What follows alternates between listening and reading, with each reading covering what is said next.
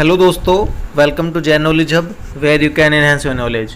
दोस्तों, आज हम करेंगे आपका 2019 के जुलाई और दिसंबर में जो सीडीपी आई थी पेपर 2 में, उसके कुछ क्वेश्चन। ठीक है दोस्तों, इससे पहले मैंने आपको जुलाई और दिसंबर के पहले पेपर की सीडीपी दी थी और फिर 2018 की दी थी, लेकिन आज करेंगे 2019 की सेकंड पेपर की। ठीक है दोस्तों, तो चलिए शुरू करते हैं। इसमें आपका पहला क्वेश्चन है, विकास में व्यक्तिक विभिन्नता को समझने के लिए क्या महत्वपूर्ण है। तो दोस्तों, विकास में जो व्यक्तिक विभिन्नता होती है उसको समझने के लिए जो महत्वपूर्ण चीज़ है वो है आपका वंशागत विशेषताओं के साथ साथ पर्यावरणीय कारकों एवं उनकी पारस्परिक क्रिया पर विचार करना, यानी आपका जो ऑप्शन 3 है वो सही होगा। ठीक है, अगला क्वेश्चन आपको दिया है, निम्नलिखित में से कौन सा विकास का सिद्धांत नहीं है। तो जो विकास का सिद्धांत नहीं है वो है आपका विकास की सटीक गति एवं प्रकृति जन्म के समय ही निर्धारित हो जाती है। ऐसा बिल्कुल भी नहीं है, विकास निरंतर प्रक्रिया है। ठीक है, अगला क्वेश्चन आपका दिया है, अनेक शोध अध्ययनों से पता चलता है कि शिक्षक लड़कियों की अपेक्षा लड़कों से अधिक पारस्परिक क्रिया करते हैं। इसका सही विवेचन क्या है। तो उसका सही विवेचन होगा वो होगा कि यह शिक्षक में लिंग पक्षपात का एक उदाहरण है, क्योंकि उसमें क्या कर रहा है, टीचर लड़कियों की अपेक्षा लड़कों से अधिक वार्तालाप कर रहा है। ठीक है, इसमें आपका अगला क्वेश्चन है, निम्नलिखित में से कौन सा प्रगतिशील शिक्षा की अवधारणा के बारे में प्रमुख है। तो उसके लिए जो प्रमुख है वो है कि प्रत्येक बच्चे की क्षमता एवं संभावना में विश्वास करना। ठीक है, अगला इसमें आपका क्वेश्चन दिया है, दृश्य रूप से बाधित विद्यार्थियों के साथ कार्य करते समय एक शिक्षक को किस प्रकार के अनुदेशन अनुकूलन करने चाहिए। तो जो एक शिक्षक को जो अनुकूलन करना चाहिए वो करना चाहिए स्पष्ट रूप से बोलना तथा छूकर महसूस करने वाली सामग्रियों का अधिक मात्रा में प्रयोग करना। यही शिक्षक के लिए ज़्यादा जरूरी है। ठीक है, अगला इसमें क्वेश्चन दिया है आपका, सहयोगात्मक अधिगम एवं हम उम्र साथियों के द्वारा शिक्षण का एक समावेशी कक्षा में किस प्रकार से उपयोग करना चाहिए। तो करना चाहिए आपका सक्रिय रूप से आगे बढ़ाना चाहिए, यानी आपका ऑप्शन 4 सही होगा। ठीक है, अगला क्वेश्चन है आपका, इसमें निम्नलिखित में से कौन सा समावेशी कक्षा में सबसे अधिक महत्वपूर्ण है। तो समावेशी शिक्षा के लिए सबसे जो महत्वपूर्ण है वो है आपका विशिष्ट शिक्षा योजना, यानी आपका ऑप्शन 3 जो है वो बिल्कुल सही होगा। ठीक है, अगला क्वेश्चन दिया इसमें, अधिगमकर्ताओं एवं उनकी प्राथमिक विशेषताओं के मिलान युग्मों में से निम्नलिखित में से कौन सा सही है। तो जो सही होगा दोस्तों, इसका सही ऑप्शन होगा आपका ऑप्शन नंबर 1, यानी पठन अक्षमता, अधिगमकर्ता, धारा प्रवाह, पढ़ने एवं लिखने में कमी। ठीक है, अगला क्वेश्चन में दिया आपका, एक समस्या को भूल एवं अपसारी समाधानों के साथ करने की योग्यता निम्नलिखित में से किसकी एक प्राथमिक विशेषता है। तो जो सही ऑप्शन होगा वो होगा आपका ऑप्शन नंबर 2, यानी कि सृजनात्मक बच्चों की विशेषता होती है इस तरह की। ठीक है, अगला क्वेश्चन आपको दिया है, निम्नलिखित में से कौन सा एक संरचनात्मक परिवेश के साथ अनुकूल नहीं हो सकता। तो जो अनुकूल नहीं हो सकता वो होगा आपका ऑप्शन नंबर 3, यानी अध्यापक विशिष्ट छात्रावासान मूल्यांकन रणनीतियों को लागू करते हैं तथा प्रक्रियाओं के बजाय प्रदर्शन पर फीडबैक देते हैं, यानी आपका जो ऑप्शन 3 है वो इसमें हो नहीं सकता, यानी आपका ऑप्शन 3 सही होगा। अगला क्वेश्चन दिया आपका, एक शिक्षक को विद्यार्थियों को निर्धारित करने के लिए प्रोत्साहित करना चाहिए बजाय के। तो जो सही ऑप्शन है वो आपका ऑप्शन नंबर 4, यानी अधिगम लक्ष्य एवं प्रदर्शन लक्ष्य के। ठीक है, अगला क्वेश्चन है आपका, निम्नलिखित में से कौन सा अधिगम के सार्थक सरलीकरण के रूप में परिणत नहीं होता है। तो जो सार्थक सरलीकरण के रूप में परिणत नहीं होता है वो है आपका ऑप्शन नंबर 1, यानी दोहराने एवं स्मरण करने को बढ़ावा देना। ठीक है, अगला क्वेश्चन दिया आपका, इनमें से कौन सा बाह्य अभिप्रेरणा का एक उदाहरण है। तो जो उदाहरण है वो है आपका ऑप्शन नंबर 3, यानी मैं अपना गृह कार्य पूरा करती हूँ क्योंकि शिक्षक प्रत्येक नियत कार्य के लिए हमें अंक देते हैं। ये बाह्य अभिप्रेरणा का उदाहरण है। ठीक है, अगला क्वेश्चन आपका, एक प्राथमिक कक्षा कक्ष में एक शिक्षक को क्या करना चाहिए। तो उसको करना चाहिए उदाहरण एवं गैर उदाहरण दोनों देने चाहिए। ठीक है, ऑप्शन 2 सही होगा। अगला क्वेश्चन दिया आपका, निम्नलिखित रणनीतियों में से कौन सी बच्चों में अर्थ निर्माण को बढ़ावा देगी? तो वो देगी आपकी अन्वेषण एवं परिचर्चा, यानी आपका ऑप्शन 4 सही होगा। अगला क्वेश्चन दिया आपका, निम्नलिखित में से कौन प्रभावी अधिगम रणनीतियों के उदाहरण हैं? तो उसमें जो सही ऑप्शन होगा वो होगा आपका ऑप्शन नंबर 3, यानी कि पहला, दूसरा, तीसरा, चौथा और पांचवा, ये सभी क्या है? प्रभावी अधिगम रणनीतियों के उदाहरण हैं। ठीक है, अगला क्वेश्चन है आपका, संरचनात्मक ढांचे में बच्चे को किस रूप से देखा जाता है? तो उसमें बच्चे को देखा जाता है आपका एक समस्या समाधान करने वाला एवं वैज्ञानिक अन्वेषक के रूप में। ठीक है, अगला क्वेश्चन दिया आपका, अपनी कक्षा में सहयोगात्मक अधिगम का प्रयोग करते समय एक शिक्षक की भूमिका किस प्रकार की होती है? तो वो होती है आपकी सहयोगात्मक होना और प्रत्येक समूह की निगरानी करना। ठीक है, अगले क्वेश्चन दिया आपका, बच्चों की गलतियां एवं भ्रांत धारणाएं क्या होती हैं? वो होती हैं आपकी शिक्षण अधिगम प्रक्रिया में एक महत्वपूर्ण कदम है, यानी आपका ऑप्शन 4 सही होगा। अगला क्वेश्चन इसमें आपको दिया है, पियाजे के अनुसार विशिष्ट मनोवैज्ञानिक संरचनाएं अनुभव से सही अर्थ निकालने के व्यवस्थित तरीके को क्या कहा जाता है? तो पियाजे ने इसको बोला था आपका स्कीमा, यानी आपका ऑप्शन 1 जो है वो सही होगा। ठीक है, अगला क्वेश्चन इसमें आपको दिया है, एक उचित प्रश्न सुझाव के द्वारा बच्ची की समझ को उस बिंदु से बहुत आगे ले जाया जा सकता है जिस पर वह अकेले पहुंच सकती है। निम्नलिखित में से कौन सी संरचना उपरोक्त कथन को प्रकाशित करती है? तो वो संरचना है आपकी समीपस्थ और निकटस्थ विकास का क्षेत्र। ठीक है, ऑप्शन 4 सही होगा। अगला क्वेश्चन दिया आपका, ले वैगोस्की के अनुसार आधारभूत मानसिक क्षमताओं को मुख्य रूप से किसके द्वारा उच्चतर संज्ञानात्मक प्रक्रियाओं में बदला जाता है? तो वो बदला जाता है आपका सामाजिक पारस्परिक क्रिया के द्वारा, यानी आपका ऑप्शन 1 सही होगा। अगले क्वेश्चन में आपको बोला है, निम्नलिखित कथनों में से कौन सा विकास एवं अधिगम के बीच संबंध को सही तरीके से सूचित करता है? तो वो करता है आपका विकास एवं अधिगम अंतः संबंधी और अंतः निर्भर होते हैं। बिल्कुल सही बात है। अगला क्वेश्चन आपको दिया है, निम्नलिखित में से कौन सा मूर्त क्रियात्मक अवस्था के प्रमुख कौशलों में से एक है? तो दोस्तों वो होगा आपका सुरक्षित रखने की योग्यता, यानी आपका ऑप्शन नंबर 1 जो है वो बिल्कुल सही होगा इसमें। ठीक है, अगले क्वेश्चन में आपको बोला है, जिन पियाजे एवं ले वैगोस्की जैसे संरचनावादी अधिगम को किस रूप में देखते हैं?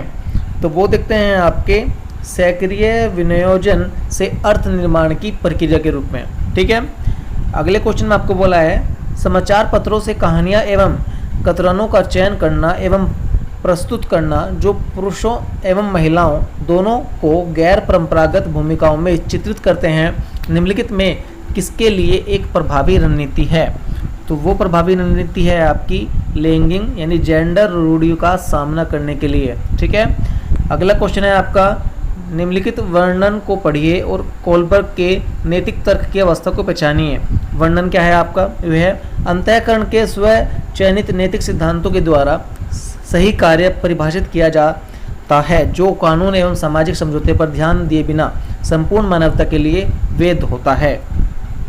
तो जो सही ऑप्शन होगा वो होगा इसमें आपका ऑप्शन नंबर 3, यानी कि सार्वभौम नैतिक सिद्धांत अभिविन्यास। ठीक है, अगला क्वेश्चन आपको दिया है, हार्वर्ड गार्डनर ने बहुबुद्धि सिद्धांत के अनुसार निम्नलिखित विशेषताओं से युक्त एक व्यक्ति की बुद्धि को किस प्रकार के से वर्गीकृत किया जा सकता है? उसकी विशेषताएं दे रखी हैं, दूसरों की मनोदशा, स्वभाव, प्रेरणा तथा अभिप्राय को उचित तरीके से पता लगाने एवं प्रतिक्रिया करने की योग्यता। तो जो सही ऑप्शन होगा वो होगा आपका इसमें ऑप्शन नंबर 2, यानी अंतः वैयक्तिक। ठीक है, अगला क्वेश्चन आपको दिया है, बच्चों के मूल्यांकन के लिए निम्नलिखित में से कौन से कारण होने चाहिए? तो आपके 4 कारण दे रखे हैं, इसमें आपको छांटना है कौन से कारण होने चाहिए। तो सही जो ऑप्शन होगा वो होगा आपका ऑप्शन नंबर 2, यानी कि सेकंड, थर्ड एंड फोर्थ। तो सेकंड क्या है आपका? कक्षा में शिक्षण अधिगम प्रक्रियाओं में सुधार करना। ठीक है, थर्ड क्या है इसका? समय के साथ बच्चों में होने वाले अधिगम परिवर्तन एवं प्रगति के बारे में पता लगाना। बिल्कुल सही बात है। और चौथा है आपका बच्चे की क्षमताओं, संभावनाओं, सशक्त पक्षों एवं चुनौतीपूर्ण पक्षों के बारे में माता पिता के साथ चर्चा करना, ये भी बहुत जरूरी होता है। लेकिन बच्चों को गैर उपलब्धि वाले, निम्न उपलब्धि वाले, औसत एवं उच्च उपलब्धि वाले के रूप में अलग कर देना या नाम देना, ये गलत होगा। इससे बच्चों में भेदभाव उत्पन्न होगा। ठीक है, इसमें जो लास्ट क्वेश्चन है इस पेपर का वह है, निम्नलिखित में से कौन बच्चे के समाजीकरण में एक महत्वपूर्ण भूमिका अदा करते हैं। आपके दे रखे हैं ऑप्शन मीडिया, विद्यालय, परिवार और पास पड़ोस। तो वो करते हैं आपके चारों के चारों, यानी कि आपका ऑप्शन नंबर 3 जो है वही सही होगा। ठीक है, तो दोस्तों ये थे आपके जुलाई जो पेपर 2 था 2019 का, उसकी CDP। अब करते हैं आपके दिसंबर 2019 की CDP पेपर 2 की। दोस्तों ये है आपका 2019 दिसंबर 2 जो पेपर था उसकी CDP। इसमें जो पहला क्वेश्चन दिया है वो दिया है आपका, नूर विद्यालय में अपना लंच बॉक्स लाना भूल गई तथा यह कहते हुए तन्या से उसका लंच साझा करने के लिए कहा, तुम्हें आज अपना लंच मेरे साथ साझा करना चाहिए क्योंकि कल मैंने तुम्हारे साथ अपना लंच साझा किया था। लॉरेंस कोलबर्ग के नैतिक विकास के सिद्धांत के अनुसार नूर का कथन अभिविन्यास प्रारूप को अवस्था पर दर्शाता है।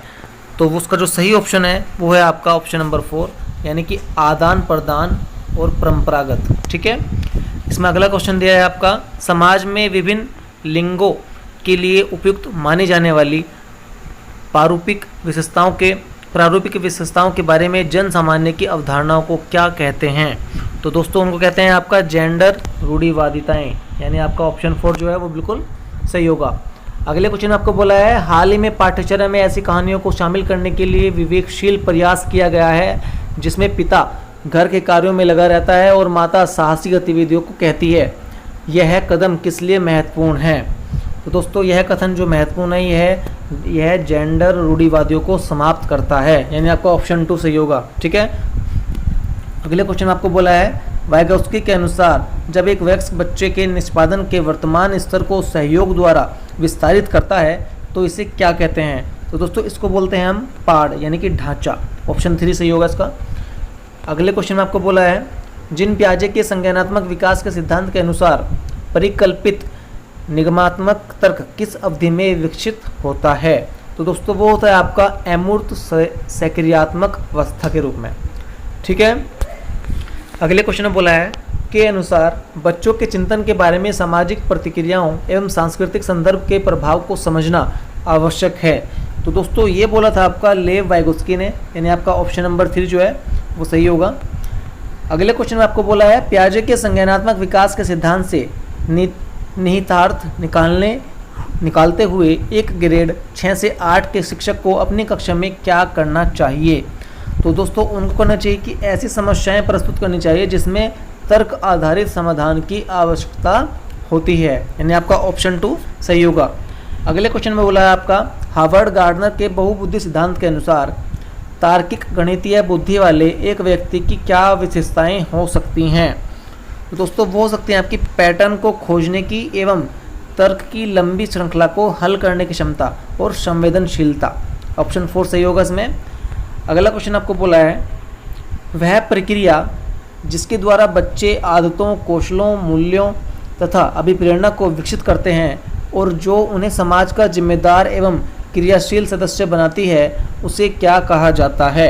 तो दोस्तों उसको बोलते हैं हम सामाजिकरण, यानी आपका ऑप्शन 1 जो है वो सही होगा। ठीक है, अगले क्वेश्चन आपको बोला है, मानव विकास के संदर्भ में आनुवांशिकता तथा पर्यावरण की भूमिका के बारे में निम्नलिखित कथनों में से कौन सा सही है।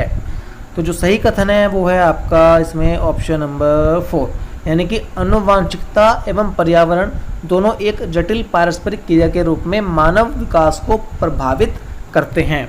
ठीक है, अगले क्वेश्चन में आपको बोला है, एक प्रगतिशील कक्षा में क्या होना चाहिए, उसमें होना चाहिए आपका विद्यार्थी के द्वारा ज्ञान की संरचना की जाती है, यानी आपका ऑप्शन 1 सही होगा।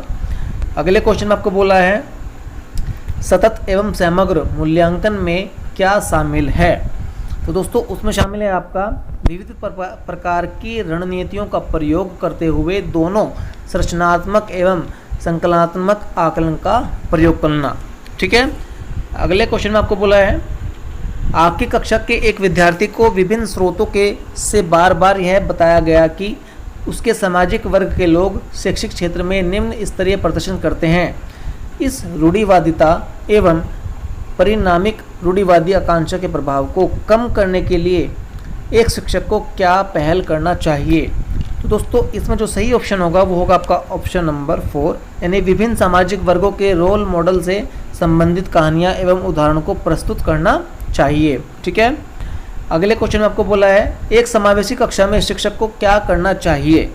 तो दोस्तों समावेशी शिक्षा में करना चाहिए आपको यह विश्वास करना चाहिए कि प्रत्येक बच्चे में अपनी योग्यताओं एवं शक्ति के अनुसार सीखने की क्षमता है। ठीक है, अगले क्वेश्चन में आपको बोला है एक विद्यार्थी कक्षा में निम्नलिखित लक्षण प्रदर्शित करता है।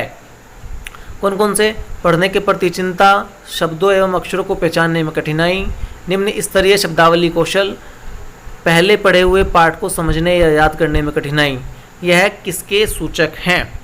तो ये सूचक हैं आपके अधिगम अशक्तता वाले विद्यार्थी के, यानी आपका ऑप्शन 3 जो है वो सही होगा। अगले क्वेश्चन में आपको बोला है एक शिक्षक एक समावेशी कक्षा में विशेष योग्यता वर्ग वाले अधिगमकर्ताओं की आवश्यकताओं को किस प्रकार से बता सकता है, संबोधित कर सकता है? तो वो कर सकता है आपका प्रत्येक विद्यार्थी के अधिगम के सशक्त पक्षों एवं कमजोरियों के विश्लेषण के आधार पर विशिष्ट अधिगम उद्देश्यों को विकसित करना। आपका ऑप्शन 4 सही होगा इसमें।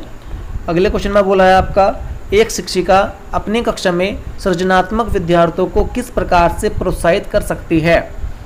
तो दोस्तों वो कर सकती है आपकी अनेक परिप्रेक्ष्यों को प्रोत्साहित करके तथा मूल विचारों को महत्व देकर, यानी आपका ऑप्शन नंबर 3 सही होगा। ठीक है, अगला क्वेश्चन बोला है आपका निम्नलिखित में से कौन सा कारक कक्षा में सार्थक अधिगम का पक्ष लेता है? तो वो कारक है आपका इसमें विषय वस्तु तथा बच्चों के संपूर्ण कुशलक्षेम एवं अधिगम के प्रति सच्चा सरोकार रखना, यानी आपका ऑप्शन नंबर 4। ठीक है, अगले क्वेश्चन में आपको बोला है निम्नलिखित में से कौन सा प्रभावशाली समस्या समाधान रणनीति का एक उदाहरण है? दोस्तों वो उदाहरण है आपका इसमें ऑप्शन नंबर 4, यानी साधन साध्य विश्लेषण समस्या को अनेक उपलक्ष्यों में विभाजित करता है। ठीक है, अगले क्वेश्चन में आपको बोला है निम्नलिखित में से कौन सी शिक्षण अधिगम के लिए एक प्रभावशाली शिक्षण प्रणाली नहीं है? इसने बोला है शिक्षण प्रणाली नहीं है, ध्यान दीजिएगा। तो उसमें सही जो ऑप्शन होगा वो होगा आपका ऑप्शन नंबर 4, यानी दिए गए ज्ञान को दोहराने पर ध्यान केंद्रित करना ये प्रभावशाली शिक्षण प्रणाली नहीं है। ठीक है, अगला क्वेश्चन है आपका शिक्षक कक्षा में पढ़ने में ध्यान न देने वाले बच्चों से किस प्रकार का बर्ताव कर सकते हैं? तो उसमें शिक्षक कर सकता है आपका उनसे बात करके तथा उनकी अरुचि का कारण जानने की कोशिश करके। ठीक है, अगला क्वेश्चन बोला है आपका संरचनावादी उपागम बताता है कि ज्ञान की संरचना के लिए अत्यंत आवश्यक है और वो चीज़ है आपकी विद्यार्थी का पूर्व ज्ञान। अगर विद्यार्थी को पूर्व ज्ञान नहीं है तो उसे थोड़ी प्रॉब्लम होती है। ठीक है, अगला क्वेश्चन है आपका बच्चे अनेक घटनाओं के बारे में सहजानुभूत सिद्धांत की संरचना करते हैं। इस पृष्ठभूमि में एक शिक्षक को क्या करना चाहिए? तो ऐसी कंडीशन में शिक्षक को करना चाहिए कि संवाद के द्वारा बच्चों की इन अवधारणाओं को चुनौती देनी चाहिए, यानी आपका ऑप्शन नंबर 1 सही होगा। ठीक है, अगले क्वेश्चन में आपको बोला है संज्ञान एवं संवेग के बीच किस प्रकार संबंध होता है?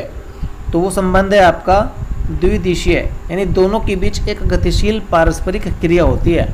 ठीक है, अगले क्वेश्चन में आपको बोला है निम्नलिखित में से कौन से कारक अधिगम को प्रभावित करते हैं, यानी लर्निंग को क्या प्रभावित करता है भाई?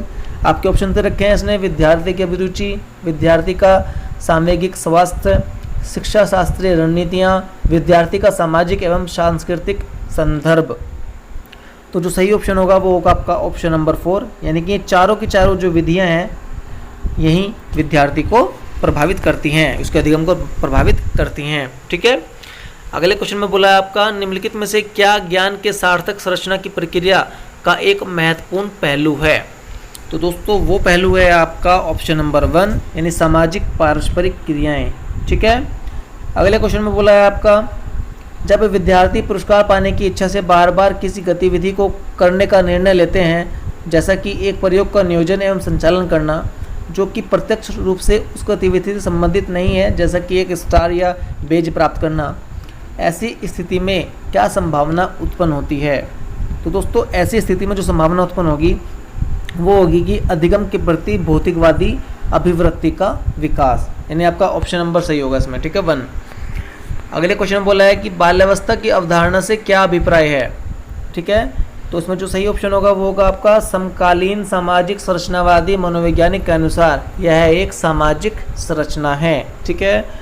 अगला क्वेश्चन आपको बोला है निम्नलिखित में से कौन सी मध्य बाल्यावस्था की विशेषता है? तो जो मध्य बाल्यावस्था की जो विशेषता होती है वो होती है आपकी बच्चे तार्किक एवं मूर्त रूप से सोचना प्रारंभ कर देते हैं, ठीक है। अगले क्वेश्चन और लास्ट क्वेश्चन है इसका सीडीपी का, परिवार एवं पास पड़ोस बच्चों के समाजीकरण की क्या करते हैं भाई साहब?